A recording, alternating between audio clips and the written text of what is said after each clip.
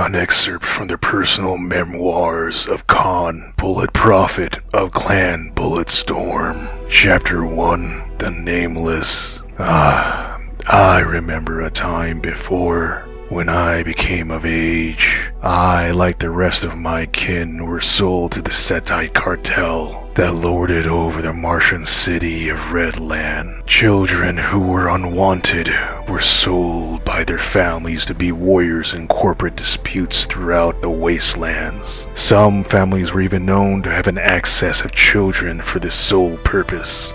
And times were always hard on Mars. The Setites were never want of new recruits. The Setite Cartel, various defense contractors unified via political marriages. Those smug bastards got what they deserved at the end for what they did to us. We were mere numbers to them. The day our families abandoned us to the cartels, we were scanned, analyzed, and processed, given a number, just another recruit added to the Nameless Legion.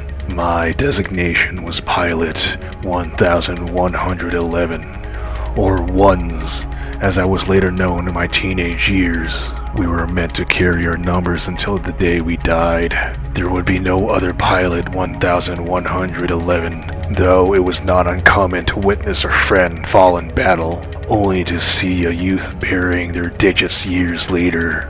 I know the reassignment of numbers is largely in part due to Setite laziness. It was after all fast to recycle profiles for pilots rather than keep unique records for every member of a faceless legion, whose quarterly casualties also doubled as tax write-offs.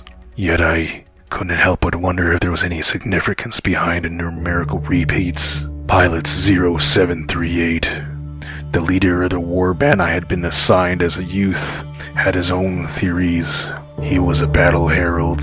He and his ilk were the oldest and most experienced of us, grizzled and battle-scarred veterans in their late 30s.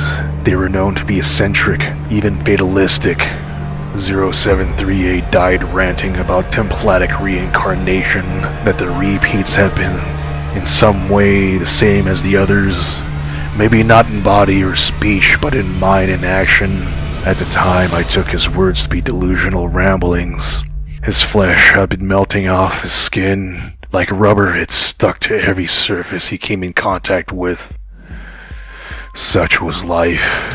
As cannon fodder, we were taught little else aside from the operation of our battle suits and rudimentary tactics. On Mars, if life was cheap, then our war machines were even cheaper. They were rusted things, many not even fit to equip anything more powerful than low-grade ballistic cannons. Their boosters were rudimentary, only capable of tactical jumps. The frames were lightweight, closer to modern-day hunter-killers. Into these machines we were strapped day by day, unwilling at first, but soon enough the thump of battle surged through our veins, and we found ourselves willing participants. This battle frenzy was in part born by our shared culture of forced bloodshed. In other ways, it was the result of a liberal use of a battle stimulant known as green pad, a slurry of nanostem synthetic adrenaline and pacifier inhibitors. This concoction was pumped via hydraulic tubes directly into our battle units, where they were stored in overhead compartments. When we took damage in the heat of combat, systems within our cockpits would dispense a mist containing the green pad. It did little to put out the smoking consoles or temper the fires that raged inches from our faces. Instead, the pilots themselves would be reinvigorated, feeling capable of superhuman feats. In such berserker states, we hurled ourselves into battle like mad dogs, as our mechs sparked and sputtered, trailing ugly columns of smoke in our wake and further darkening the red skies of Mars. I have many memories of the aftermath of such battles. At day's end, a long staggered line of battered and broken war machines returning to their garrison work camps. The maintenance tech team, seeing us, would stop what they were doing and scramble to the nearest machine to pry our heroes from their blood-caked harnesses. The healers did their best to treat the wounds that they could. For those heroic souls returned with injuries far too grievous to mend, the barrel priests plied their trade with mercifully quick work before hauling their bodies off for repurposing. The remaining warriors, however, were celebrated and given seats of honor closest to the bonfires, where they would recount their stories to enraptured onlookers.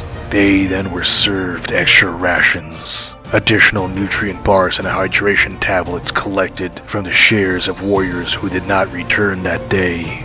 This was to ensure a swifter recovery for our strongest and most talented, so they may lead us into battle at the dawn of a new wretched day. A new generation of battle heralds in the making.